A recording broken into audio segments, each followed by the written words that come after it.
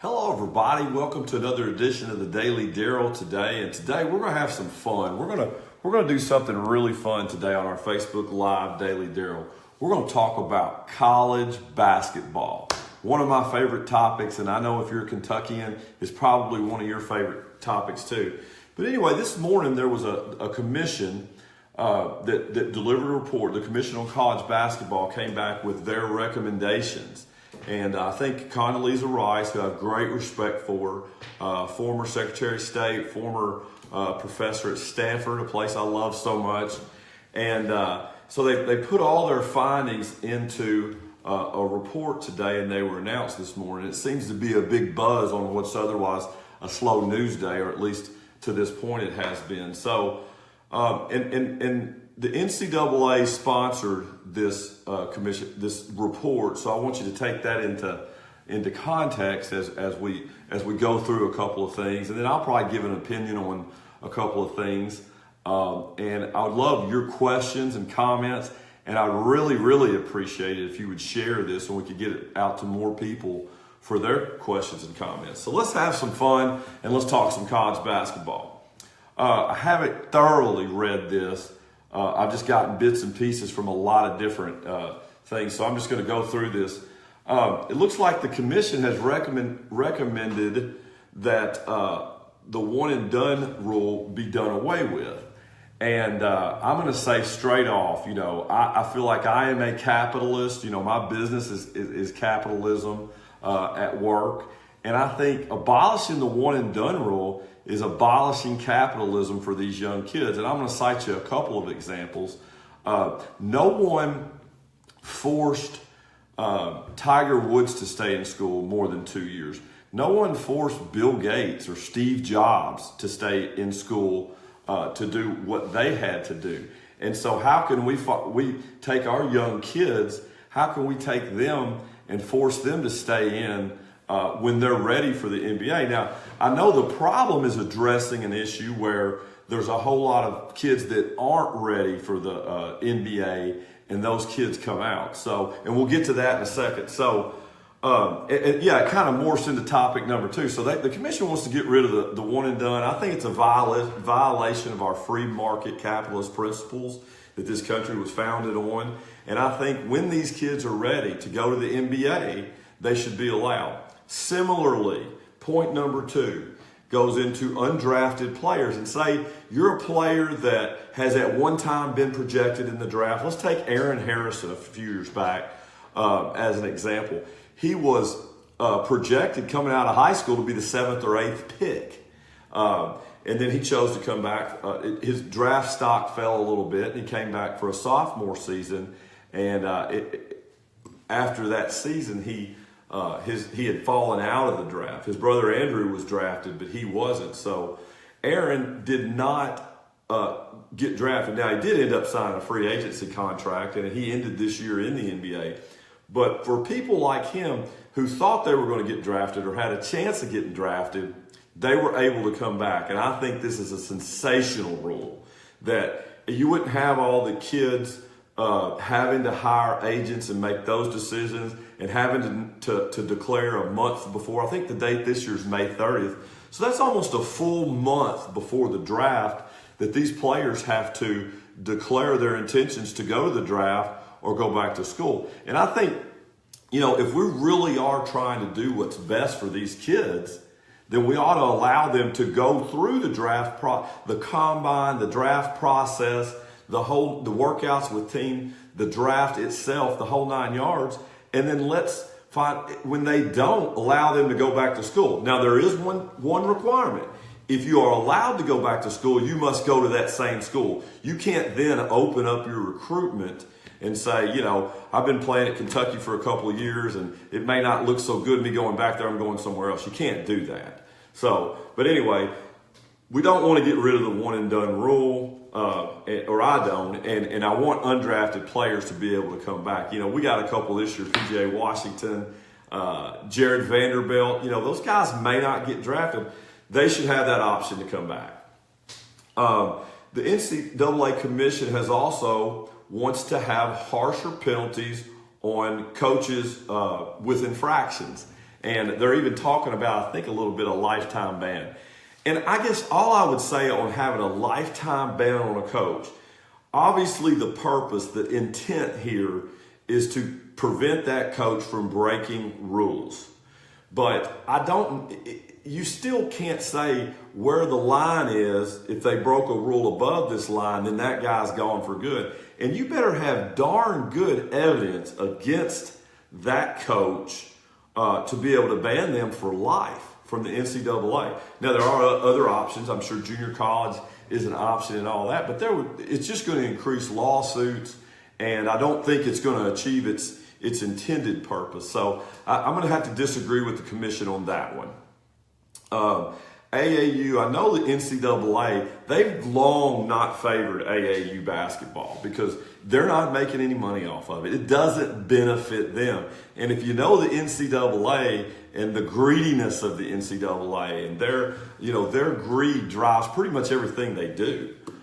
They're probably a little more open these days to listening, but that's probably because they're making more money and they need the college system and even the AAU system to help build it. So I'm going to disagree with the convention again. I don't think NCAA has any business in AAU ball, and I think they would probably screw it up just the way they do so many other things that they try to get involved with. They're wanting more financial transparency from Nike, Adidas, Under Armour, your big shoe companies, and I don't think this is a bad idea either. But how are you going to really get that done? These are the companies that provides you and the athletes and the pros with the most money.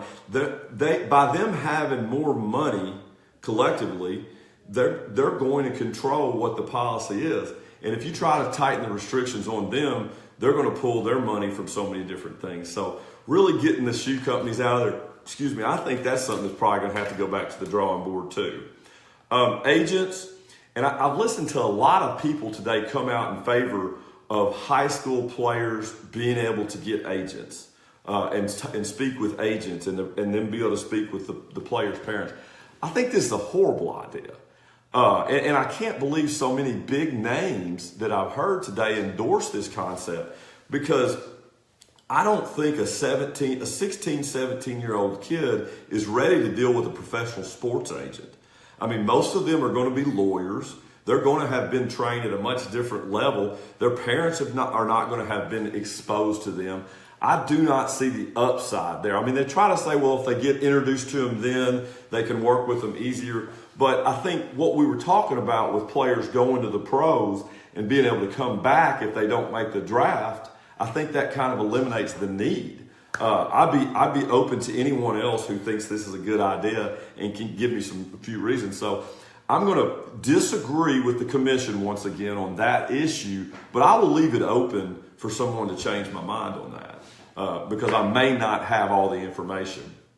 Paying players, I think that they're already offering some stipends for college players in different sports, and I think we got a question coming in here in a second. I agree with hiring of an agent as long as money is not exchanged. You need to advocate. Yeah, I'm going to agree with Scott Monroe there. Maybe that is one of the reasons.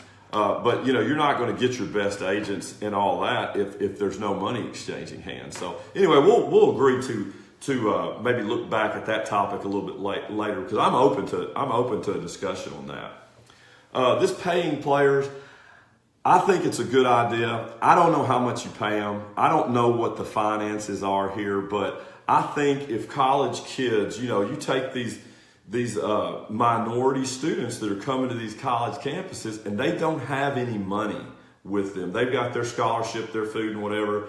And I think they ought to be paid enough to be able to go to a movie every now and then. I mean, their seasons are so strict and their schedules are so tied up anyway that I think they ought to be paid a little something. I don't know where the fine line is there. And then as far as on this topic, I think it's high time that NCAA adopt the rule used by USA Olympics, and that's if we're doing Kevin Knox, selling Kevin Knox jerseys or Wendell Carter or Marvin Bagley, then if the colleges themselves and the NCAA are making money off of that, then I think the kids should be able to. And that's the way it is with the Olympics. You know, we had the snowboarder this year. I think her name was Chloe Kim, and she's already doing endorsement deals and everything, and she's like 14 years old. I got no problem. I think if everybody else is going, it's only part of our, like I said, free market capitalist system that they ought to be able to make some of that money. Because everybody knows that college football and college basketball, that's where the stars are at, and those sports are collectively making the money to fund all the other sports. So, and these are big names. These are people that are on Sports Center. These are people who are extremely talented. And I think them and their families should be allowed to participate in receiving some commissions on some level for jerseys and things that they endorse. I don't know we want to get all the way into the endorsements just yet, but I think it's a slippery slope there, and I think something needs to be done to create a little bit of money, especially for these minority students who may not, minority and poor students that just can't afford to make ends meet while they're in college, and and they are looking down the barrel of millions of dollars someday. We're already providing insurance for them. So let's pay them a little bit, and of course we can address the details on every single issue. So I think my opinion today is strictly that. It's just my opinion, but I think these are important changes and suggestions being made by this commission, and obviously it's taken them a while to report. And I'm not all that happy with their findings. I think they could have done a better job on this.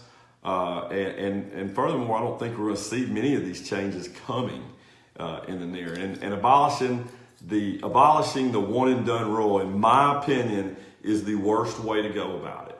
It's a violation of everything we hold dear with our free market capitalist system. And like I said, we never forced Tiger Woods to stay in school. We never forced Bill Gates. We never forced Steve Jobs. And without two of those three anyway, I wouldn't be on this phone and you wouldn't be on your computer, and Tiger Woods just continues at age 41 to entertain us all and amaze us all with his talent. So it's not staying in school that's going to make the system better. And by the way, any of these athletes, I know at the University of Kentucky, once their playing days are done, and many of them have taken advantage of this. I know Tony Delk and Keith Bogans, I think a few of those guys, they went back and got their degrees after their playing days were over. So yes, it still is. College athletics is still about getting an education, but it's also about getting a job and having a career. And if we really are looking out for the best interest of these kids, then we need to make those, players first is what Coach Cal preaches, and I adopt that concept. If we really do have their best interest at heart, then I think we need to make some changes and make it more about the student athletes. They can always come back and get an education. So that's my take. It's the Daily Daryl for a Wednesday. Hope everybody reads through this, and if you have any comments, questions, whatever, give me a shout, and we'll kick this can down the road and see if we can figure out a better way for the sport we all love, college basketball. Everybody have a great day.